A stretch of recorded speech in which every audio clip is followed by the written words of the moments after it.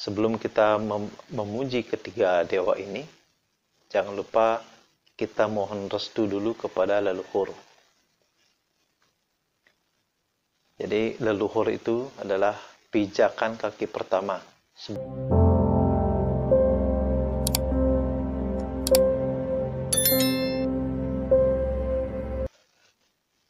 Om Swastiastu, Om Awignamastu Namasidem, Om Sidirastu Tadastu Astu Swaha.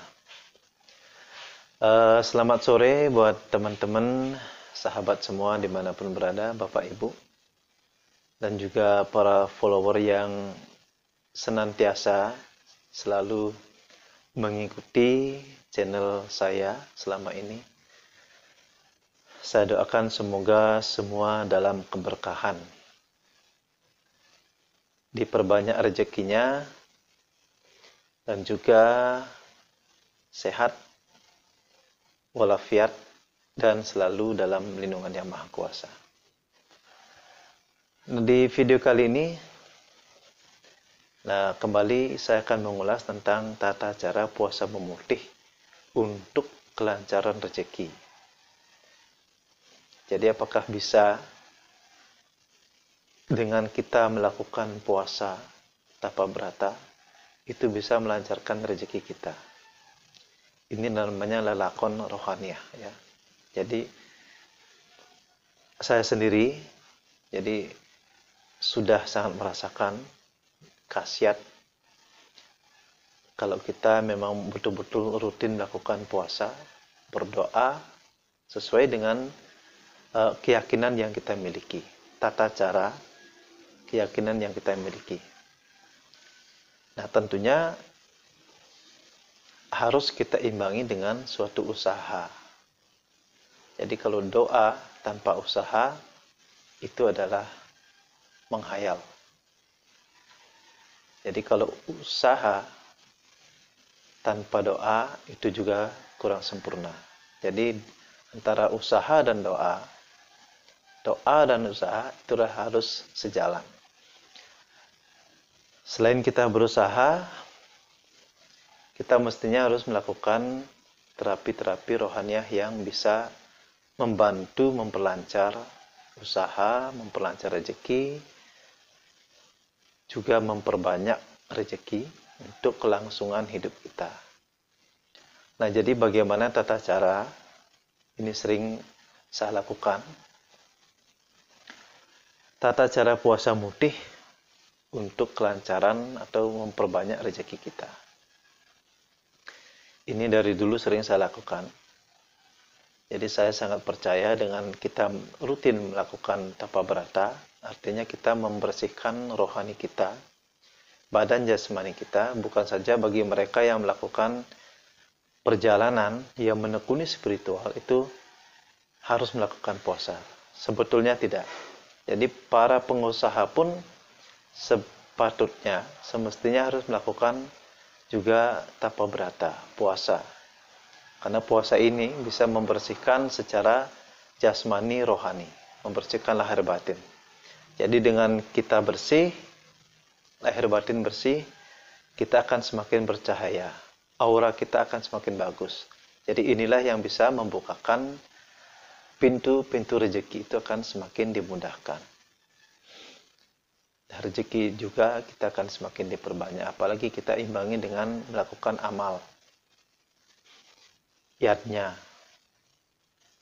jadi pelayanan terhadap sesama. Nah, ini yang akan memperbanyak rezeki kita. Nah, jadi bagaimana tata cara? Nah, sesuai dengan apa yang pernah saya lakukan. Jadi kalau kita berpuasa memutih untuk kelancaran rezeki, jadi ini biasanya dilakukan secara berkesinambungan. Tidak cukup dengan melakukan puasa mutih hanya 1 hari atau 24 jam. Ini minimal kita lakukan 11 hari. Itu minim. Itu yang rutin saya lakukan.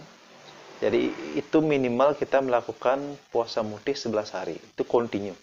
Secara berkesinambungan selama 11 hari. Baik pagi maupun malam itu kita rutin lakukan. Jadi kita dari pagi sebelum matahari terbit itu kita sudah mulai buka dengan hanya makan nasi putih dan air bunga. Nah, kemudian sore setelah matahari terbenam kita juga makan hanya nasi putih dan air bunga, dan imbangi dengan kita melakukan sembahyang yang rutin, tekun sesuai dengan waktu. Tentunya kalau secara Hindu, tata cara kita sembahyang Hindu jelas beda dengan keyakinan yang lain. Jadi kalau di Hindu ada dewa-dewa khusus yang mempunyai tugas untuk memberikan rezeki. Jadi ada dewa-dewa khusus yang mempunyai tugas khusus untuk rezeki. Jadi dewa-dewa inilah yang nanti kita puja. Yang pertama adalah Dewa Ganesha, kemudian ada Dewa Kubera, kemudian Dewi Laksmi.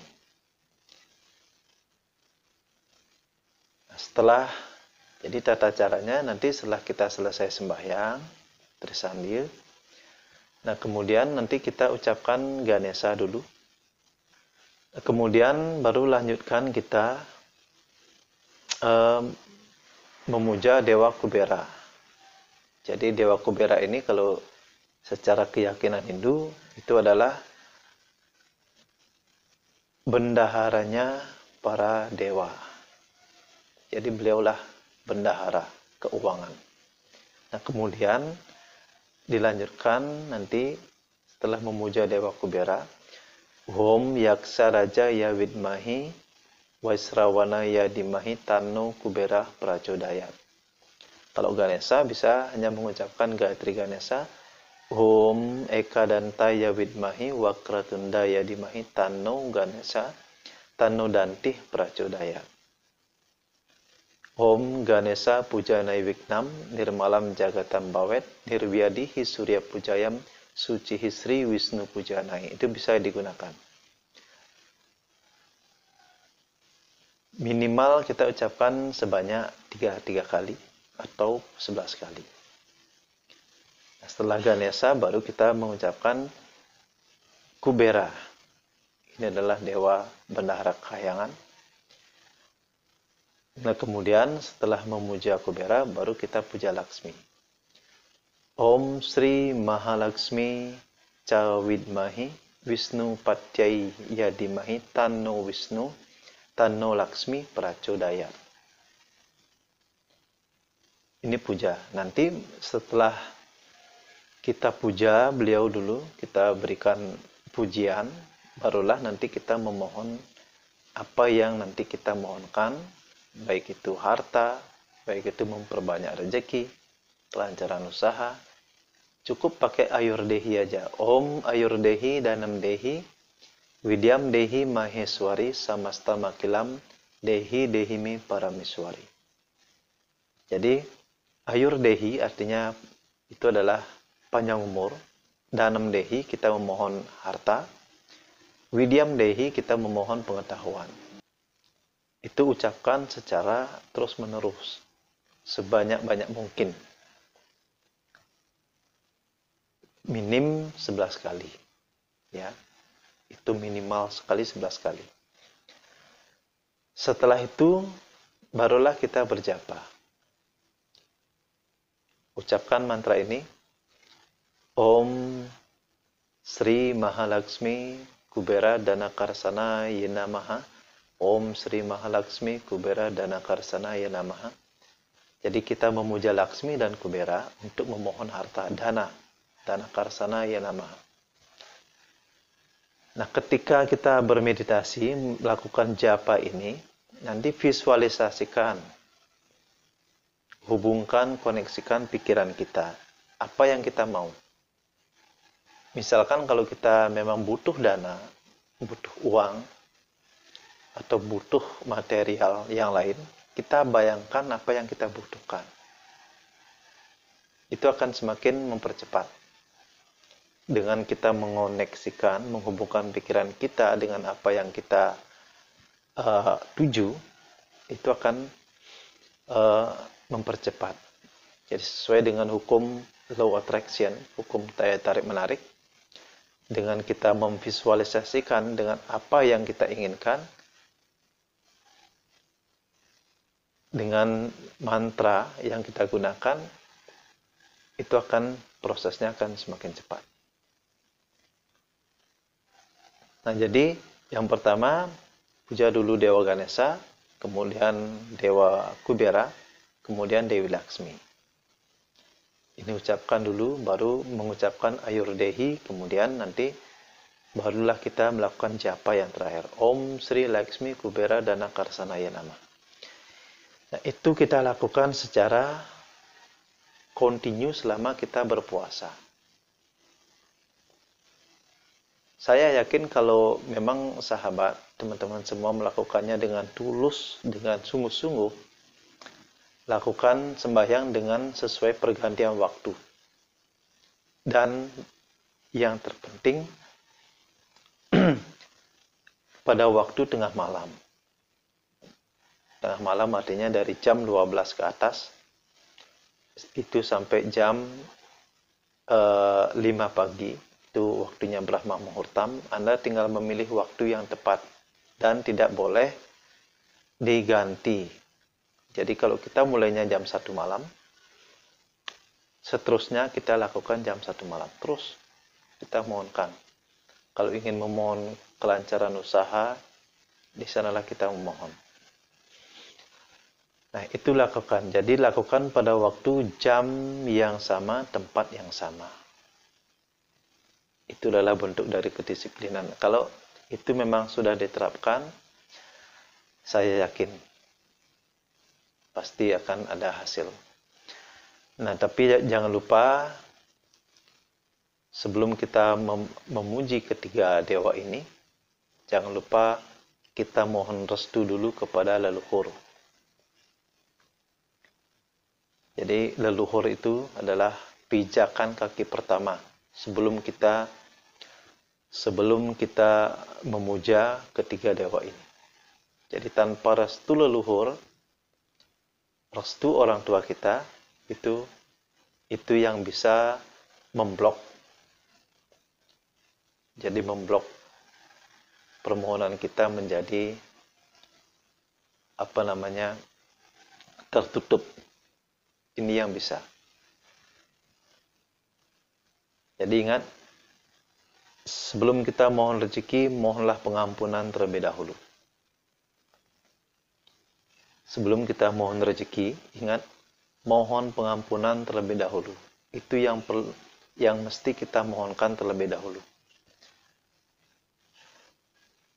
Baik kesalahan yang kita lakukan secara tidak sengaja ataupun secara sengaja. Ini yang perlu kita mohonkan terlebih dahulu. Kenapa? Karena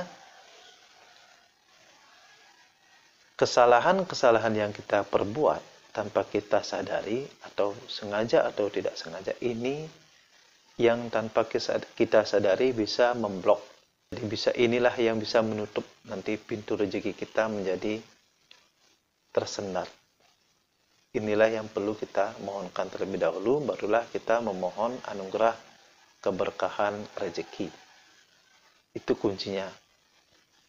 Jadi kalau kita langsung memohon rezeki tanpa memohon maaf, ini nanti yang akan bisa memperlambat permohonan kita dikabulkan. Jadi itu yang perlu kita garis bawahi. Nah, sekian dulu. Mungkin teman-teman sudah paham. Jadi bagaimana tata cara melakukan puasa mutih untuk kelancaran rezeki. Ini secara Hindu ya. Nah, kalau nanti buat teman-teman yang lain, mungkin yang non-Hindu, secara Muslim, tata caranya sama. Cuma tata cara puasanya sama, cuma tata cara sembahyangnya yang berbeda.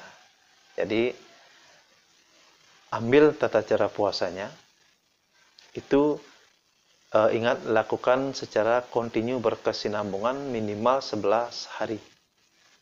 Jadi puasanya tidak hanya di pagi hari, kemudian malamnya kita bebas makan, tidak.